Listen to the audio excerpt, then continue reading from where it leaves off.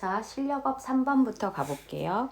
직선상에서 운동하는 질량이 2kg인 물체의 운동량이다 라고 나와 있습니다. 자, 그래 놓고 물어보는 것들을 보니까 변위도 구해야 하고요. 그쵸? 그래서 얘네들 같은 경우를 조금 변형을 약간 해볼 거예요.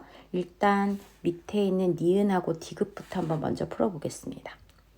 물체가 받은 충격량의 크기는 2초에서 3초. 자, 2초에서 3초는 나중 운동량 마이너스 1에서 처음 운동량 2를 뺐으니까 마이너스 3만큼이 변했고요.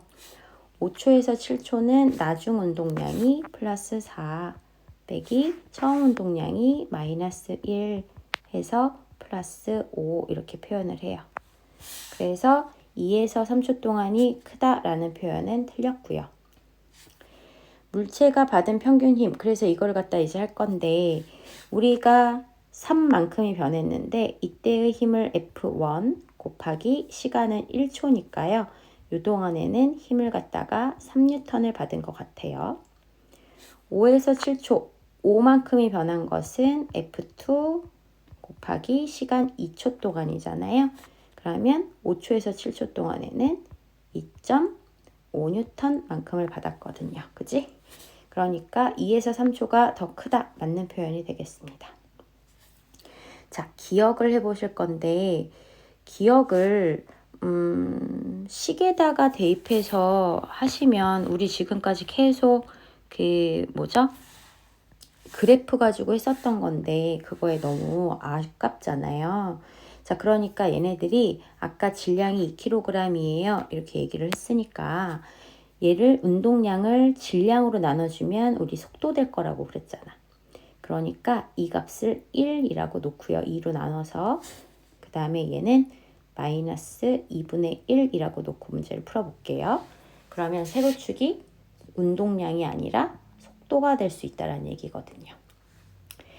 자, 그런데 여기에서 2초에서 3초 동안의 가속도가 1초 만에 얼만큼이 변했냐 하면 나중 속도 마이너스 2분의 1 빼기 처음 속도에서 마이너스 2분의 3이 변했단 말이야. 그지? 근데 2초에서부터 자, 요만큼 동안에 얼마가 없어져야 되고 1만큼이 없어져야 되고 그리고 요만큼 동안에 마이너스 2분의 1이라고 하는 변화가 생기는 거잖아요. 그러니까 요것을 가지고 봤었을 때 자, 여기를 보시면 그러면 요것대 요것의 시간의 비가 2대 1이 나오면 되겠다. 그죠? 속도의 변화량이라고 하는 것이 우리가 시간으로 나눠주면 가속도잖아. 근데 가속도는 일정한 거란 말이야. 2에서 3초 동안에.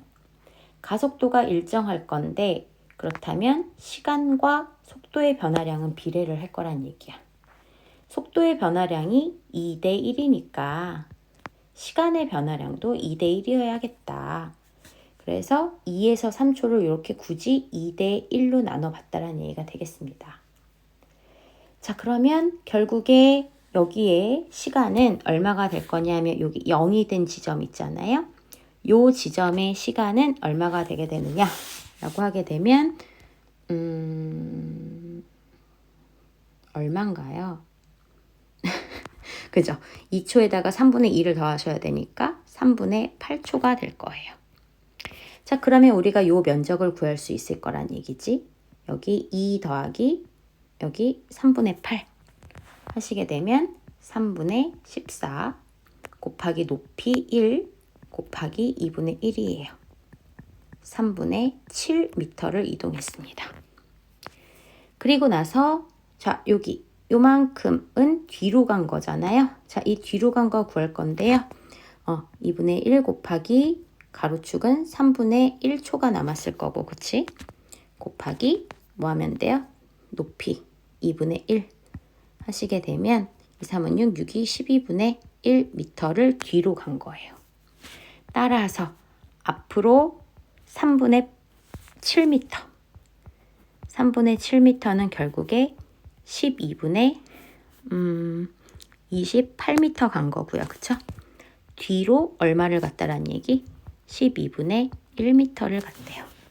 따라서 이 아이는 12분의 27m를 갔구나. 12분의 27m는 얼마예요? 4분의 9m에 해당하는 거 맞게 되겠습니다. 그래서 그래프 조금만 잘 활용해 주시면 충분히 해 주실 수 있으실 거라고 봐요. 네, 이렇게 해서 얘네들 3번 봤고요. 자, 4번. 그림 가는 직선상에서 10m/s의 10V의 속력으로 운동하는 물체 A가 정지에 있는 BC하고 충돌을 하는 모습이래요. 자, A는 여기에서는 10mV라고 하는 운동량, B는 0이었었습니다. 그냥 얘네들은 합해가지고 10mV라고 하는 게 나와야겠구나. 그 다음에 A하고 C 여기서도 역시 얘도 10mV로 달려갔고 C는 0이야. 그래서 얘도 합하면은 10mV가 나와야 되겠구나. 자, 그랬는데 충돌한 후에 다들 어떻게 됐다냐면 함께 붙어서 운동했어 라고 나온 거야. 그럼 이 아이들은 OM이라고 하는 질량이 얼마의 속도로 달려야 합이 10mV가 나오겠느냐. 그죠? 얘네들은 2V의 속도로 달려야 한다는 얘기가 되겠죠. 그죠? 마찬가지로 이 아이들은 둘이 합해서 10m이거든요. 그러면 얘네들은 얼마의 속도로 달려야 하느냐? 그쵸? 얘네들은 V의 속도로 붙어서 운동을 할 것이다 라고 보시면 되겠습니다. 자, 그렇다라고 한다면 이것을 가지고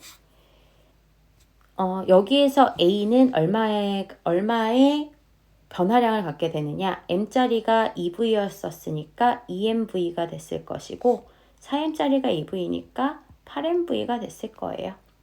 그래서 여기에서는 운동량의 변화량의 크기가 8MV라고 하는 변화량이 있었을 거고요.